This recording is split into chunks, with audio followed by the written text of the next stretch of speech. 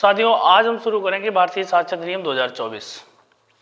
भारतीय साक्षरता अधिनियम 2024 का एक लेक्चर हम ऑलरेडी पहले बना चुके हैं, जिसमें हमने भारतीय साक्षरता अधिनियम का ओवरव्यू दिया था, उसके बारे में बताया है और उसका जो पहला पार्ट है उसको बताया, चैप्टर फर्स्ट को बताया, जिसमें सेक्शन फर्स्ट और सेक्शन सेकंड है। मतलब हम उसमें सेक्शन फर्स्ट और सेकंड दोनों बता चुके हैं। सेक्शन फर्स्ट में हमने बताया कि क्या इसका नाम होगा, कब ये लागू हुआ है और कहाँ कहाँ ये लागू होता है और किस पर लागू नहीं होता है, ये हमने बताया था सेक्शन 1 में। इसके बाद सेक्शन 2 बताया था, सेक्शन 2, जिसमें हमने बताया था परिभाषा खंड कि कौन कौन सी परिभाषाएं इसमें आने वाली हैं और किस परिभाषा का क्या मतलब होगा। ठीक, अब आज हम शुरू करेंगे चैप्टर 2, जिसका नाम है तथ्यों की सुसंगति। और चैप्टर 2 का सेक्शन दे रखा है 3 से 50 तक, यानी कि जो चैप्टर 2 है पार्ट 2 में दे रखा है, सेक्शन 3 से 50 तक है इसका। और इसकी विशेषता ये है कि पूरे साक्ष्य अधिनियम का, पूरे भारतीय साक्ष्य अधिनियम का सबसे बड़ा चैप्टर है ये। पूछा जाता है, क्वेश्चन कई बार आ चुका है कि भारतीय साक्ष्य अधिनियम का सबसे बड़ा अध्याय कौन सा है। तो भारतीय साक्ष्य अधिनियम का सबसे बड़ा जो अध्याय है वो अध्याय 2 है, पहली चीज। अब अध्याय 2 बहुत बड़ा है, मतलब 3 से 50 तक सेक्शन दे रखे हैं, सबसे बड़ा अध्याय यही है। काफी सारे सेक्शन है, क्यों है? क्योंकि पूरे एविडेंस एक्ट, पूरा भारतीय साक्ष्य अधिनियम का जो मेन मुद्दा है वो इसी वाले चैप्टर में कवर होता है। ठीक, क्या है इसका नाम? तो मैं बता चुका हूं कि तथ्यों की सुसंगति से संबंधित है ये चैप्टर। अब क्या है, थोड़ी देर शांति से बैठ के पढ़ो, लेक्चर शुरू हुआ है अभी से तुम करने लगे। ठीक है, तो देखिए लेक्चर आपको इससे अच्छा भी मिल जाएगा यूट्यूब पे, बहुत सारे टीचर्स अच्छे अच्छे हैं जो पढ़ाते हैं। लेकिन मेरे हिसाब से कानून पढ़ने का मजा तब आता है जब कानून पढ़ने के बाद आपको याद हो जाए। अगर कानून पढ़ने के बाद आप भूल गए या आपके दिमाग से निकल गया तो कानून पढ़ने का कोई फायदा नहीं है।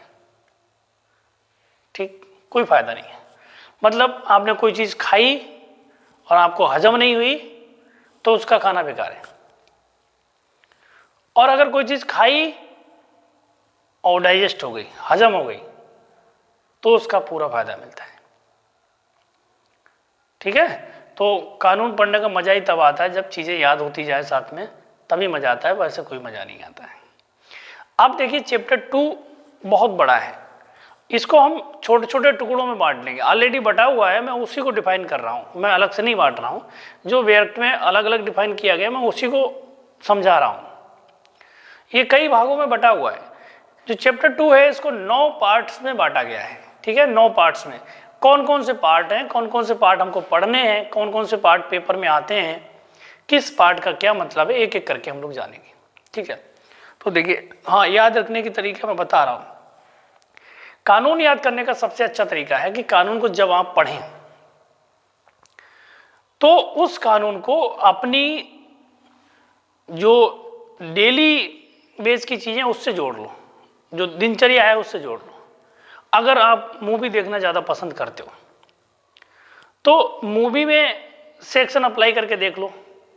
कोई किसी को थप्पड़ मार दिया तो कौन सा सेक्शन लगेगा, ग्रीवियस हर्ट लगेगा कि हर्ट लगेगा। कोई किसी को गोली मार दिया तो क्या लगेगा, कोई मर गया है गोली से तो क्या लगेगा। ठीक है, किसी को गोली कान से छू के निकल गई, बच गया, वो कौन सा लगेगा। इस तरीके से आप कानून याद बहुत ही आसानी तरीके से कर सकते हो अगर आप करना चाहो। अब जैसे कोई टॉपिक आपको पढ़ाया गया, उस टॉपिक को रटना नहीं है, उस टॉपिक को आप मन में 2-3 बार रिवाइज कर लो बिना कॉपी खोले। तुरंत जैसे ही आपको लेक्चर में पढ़ाया गया वैसे ही आप उस टॉपिक को मन में 2-3 बार रिवाइज कर लो, मनन कर लो। इसी को कहते हैं मनन करना। पहले के लोग कहते थे कि पढ़ना ज़्यादा जरूरी नहीं है लेकिन गुनना ज़्यादा जरूरी है। तो जो आपने पढ़ा है उसको 2-3 बार मन में रिवाइज करो। अगर कहीं पे कोई पॉइंट मिस हो रहा है तो उस पॉइंट को कॉपी में देख के या किताब में देख के दोबारा से रिफ्रेश कर लो। अगर इस तरीके से आप पढ़ते हो कानून तो मुझे नहीं लगता है कि कानून आप भूलोगे। और अगर कोई और मेथड अपना रहे हो तो कानून को याद करना बहुत कठिन चीज़ है। जितना सरल है याद करना उतना ही कठिन है। सरल इसलिए है कि कानून डेली यूज की चीज़ है और डेली यूज में हमारे साथ हर कदम पे कानून हमारे साथ चलता है।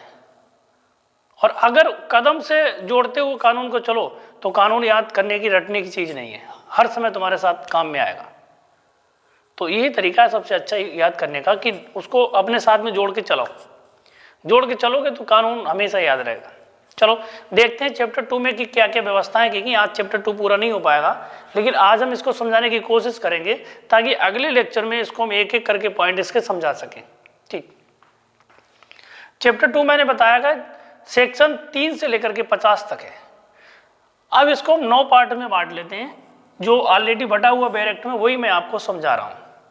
पहला इसका जो पार्ट है वो है पार्ट पहला सेक्शन 3, मतलब जो पहले पार्ट में इसका दे रखा है सेक्शन 3 दे रखा है।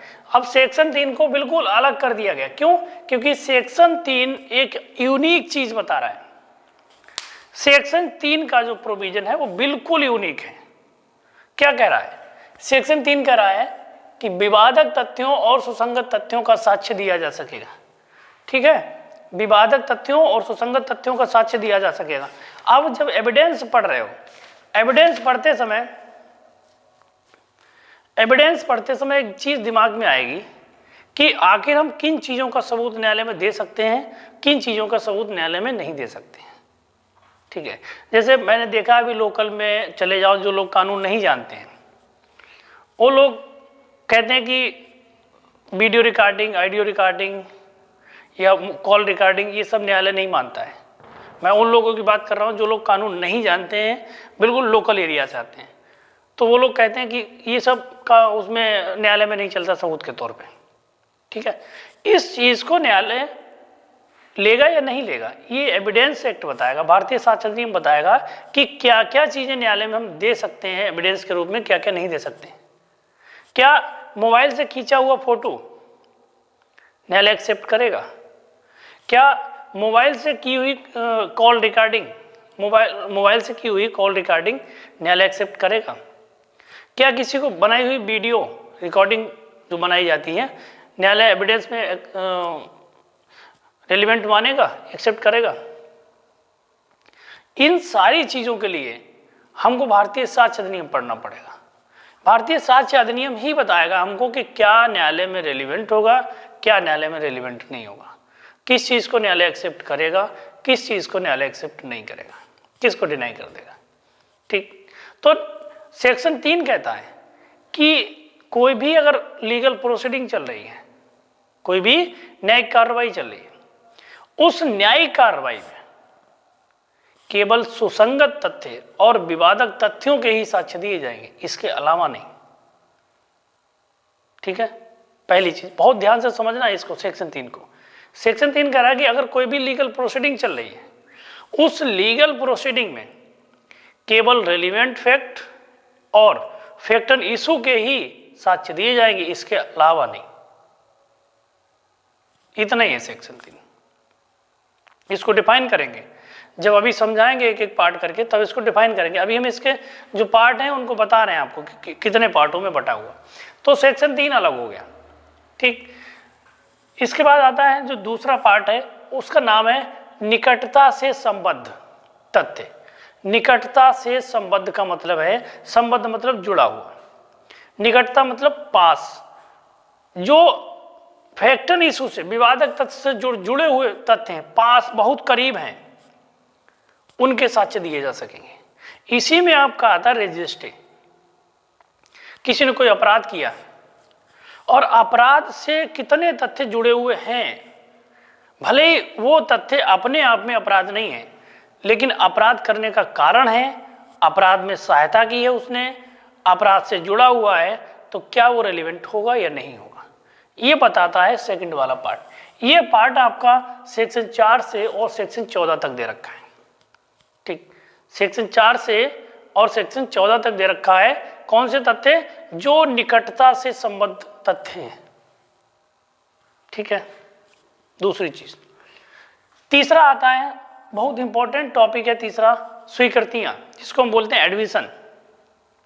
स्वीकृति का जो चैप्टर है वो सेक्शन 15 से 25 तक का दे रखा है, लेकिन इसको हम दो पार्ट्स में देखेंगे।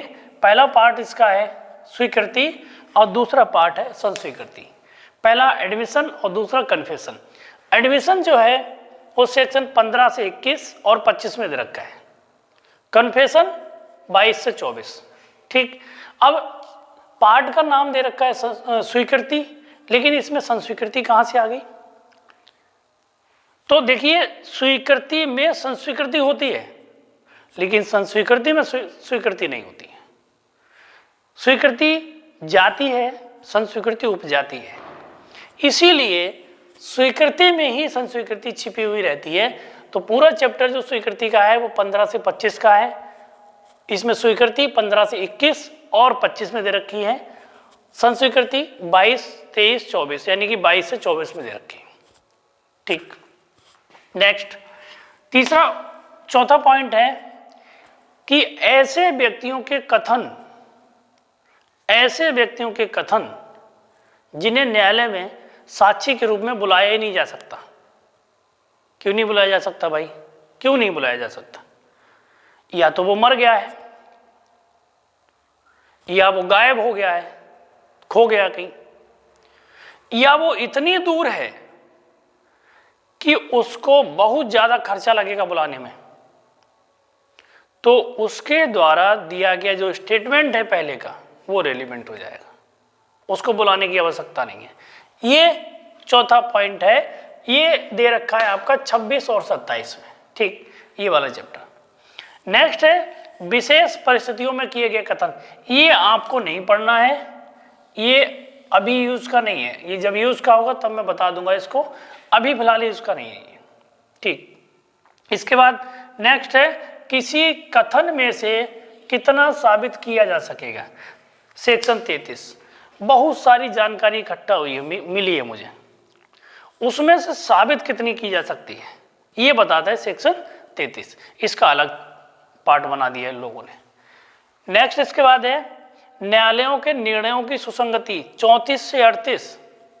मतलब कि न्यायालयों ने जो पहले से निर्णय दे दिए हैं, किसी न्यायालय ने किसी मामले को पहले से डिसाइड कर दिया है, जजमेंट दे दिया है, क्या वो जजमेंट रिलेवेंट हो जाएगा न्यायालय में? अगर उस जजमेंट का साक्ष्य दिया जाए तो क्या वो जजमेंट न्यायालय में रिलेवेंट होगा? बिल्कुल होगा। कहाँ होगा? एविडेंस, यानी कि भारतीय साक्ष्य अधिनियम के जो क्लॉज चैप्टर 2 है उसका सेक्शन 34 से 38 तक, उसमें ये रेलिवेंट हो जाएगा। क्या रेलिवेंट होगा, कितना रेलिवेंट होगा, ये इसमें बताया गया है। ठीक, नेक्स्ट अन्य व्यक्तियों की राय कब सुसंगत होगी? अन्य व्यक्तियों की राय, जैसे कोई मामला हुआ, अब उसमें डॉक्टर की रिपोर्ट या डॉक्टर की गवाही, अब डॉक्टर तो अन्य व्यक्ति में आ गया, थर्ड पर्सन में आ गया, पार्टी तो ए और बी है, पार्टी ए और बी है।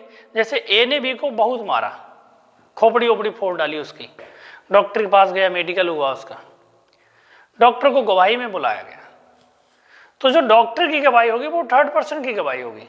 वही थर्ड पर्सन की यहाँ पे बात की गई है कि थर्ड पर्सन जो होगा उसकी राय, ओपिनियन कब रेलिवेंट होगा। अभी यहाँ पे थोड़ा अलग वे में इसको बताया गया है। जैसे किसी न्यायालय को किसी व्यक्ति की हैंड राइटिंग के बारे में जांच पड़ताल करनी है, राय बनानी है, ओपिनियन मांगा है कि क्या ये राइटिंग इसकी है, तो किस व्यक्ति से पूछेगा कि ये राइटिंग इसकी है कि नहीं? उस व्यक्ति से पूछेगा जो व्यक्ति वो लेटर लिख के गया उसके साथ में ज़्यादा रहता होगा, या उसने आते जाते उसको लेटर लिखते देखा होगा, या उसके कागज़ उसके पास रखे होंगे। तो ऐसे व्यक्ति से पूछेगा कि क्या ये तुमने देखा है इसको लिखते हुए, ये उसी की राइटिंग है? तो वो कहेगा हाँ उसी की राइटिंग है, तो उसकी राय यहाँ पे रिलेवेंट मान ली जाएगी एज अ थर्ड पर्सन। इसका आपका दे रखा है जो पोर्शन 39 से 45। ठीक, लास्ट है सील कब सुसंगत है। What is seal? यहाँ पे सील का क्या मतलब है? यहाँ पे सील का मतलब है कैरेक्टर से, चरित्र। क्या किसी का चरित्र सुसंगत है? अब कोई व्यक्ति है, वो बहुत शराबी है, बहुत नशेड़ी है, और उसने जाके किसी व्यक्ति को मारा पीटा, वो व्यक्ति मार पीट के, जिसको मारा पीटा वो न्यायालय में चला गया, जिसको मारा पीटा बेचारा सीधा था, उसकी कोई गलती नहीं थी। जब न्यायालय में गया तो न्यायालय ने उससे कहा देखो क्या हुआ, उसने कहा साहब इसने हमको बहुत मारा दारू पी के, और ये पहले भी कई लोगों को मार चुका है। अब यहां पे क्या है कि उसका बुरा चरित्र क्वेश्चन मार्क में आ गया। बुरा चरित्र यानी कि पहले भी 2-4 लोगों को पीट चुका है, तो ये क्या है, ये उसका बुरा चरित्र है कि उसको पहले भी 2-4 लोगों को वो पीट चुका है। क्या ये बुरा चरित्र यहाँ पे रेलिवेंट होगा? क्या अच्छा चरित्र रेलिवेंट होगा? अगर होगा तो क्या क्रिमिनल में होगा या सिविल में होगा, ये दोनों में होगा। ये चीजें हम पढ़ेंगे सेक्शन 46 से 50 तक। तो ये चैप्टर 2 हम लगभग 3 लेक्चर में कवर करेंगे। कल से इसको हम कंटिन्यू करेंगे और कल से इस पे पूरा विद केस के डिटेल में इसको जानेंगे सेक्शन 3 से 50 तक, और देखते हैं कि क्या इसमें पढ़ने वाला है, क्या पेपर के नज़रिए से ठीक रहेगा, क्या हमको वैसे पढ़ना है, सारी चीज़ें देखेंगे एक एक करके। तो इस लेक्चर में इसको मैंने केवल पार्ट्स में बांटा है। जिसके पास बैरक्ट है वो अलग अलग पार्ट्स बना के इस तरीके से उसको रख ले, याद कर ले, देख ले, पढ़ ले, ताकि जब हम पढ़ाएंगे या जब याद करने का वक्त आए तो ठीक से चीज़ें समझ में आए। क्योंकि कोई भी जब ज़्यादा कठिन चीज़ होती है तो उसको टुकड़े में तोड़ लेना बेहतर है। अगर आप एकदम गट्टर बना के उस चीज़ को रखोगे तो नहीं समझ में आएगा। मेरी तो एक बहुत बुरी आदत है कि कोई भी किताब लाता हूँ अगर मार्केट से और वो ज़्यादा मोटी है तो मैं उसके छोटे छोटे टुकड़े कर लेता हूँ। छोटे छोटे टुकड़े का मतलब चैप्टर वाइज उसको बांट लिया, और चैप्टर वाइज बांट के उसको एक एक चैप्टर करके निपटा लिया। क्योंकि बहुत मोटी किताब होती है, कानून की किताबें अक्सर मोटी हुआ करती हैं, और बहुत मोटी किताबें इधर उधर ले जाने में भी दिक्कत होती है और पढ़ने में भी दिक्कत होती है। दिमाग एकदम सोचता है यार बहुत मोटी है, कैसे पढ़ पाओगे, तो दिमाग को सोचने का मौका ही नहीं देते हैं। किताब लाए उसको फाड़ लिया। तो ऐसे ये चैप्टर 2 बड़ा है तो कोई दिक्कत नहीं है, इसको छोटे छोटे टुकड़ों में बांट के इसको आराम से याद किया जा सकता है और पढ़ा भी जा सकता है। ठीक है, तो नेक्स्ट लेक्चर में देखते हैं कि क्या है क्या नहीं।